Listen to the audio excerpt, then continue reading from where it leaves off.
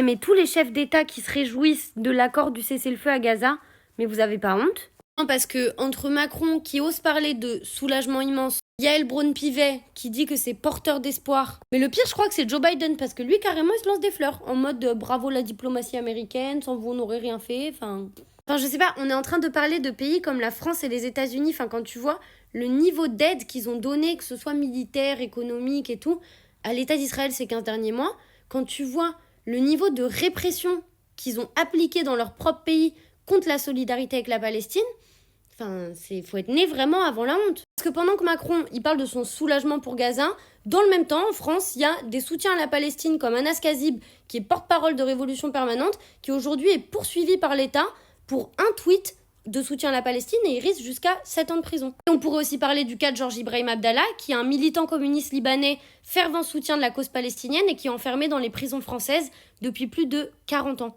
Alors évidemment les amis, je sais que vous comme moi, on a été hyper heureux à l'annonce du cessez-le-feu, mais il faut qu'on garde en tête que non seulement les termes de l'accord sont très incertains et c'est difficile de voir que Netanyahou va reculer sur ses ambitions coloniales en Palestine, mais surtout qu'on n'oublie pas et qu'on continue de dénoncer la complicité dont ont fait preuve les États-Unis, la France, etc. dans le génocide.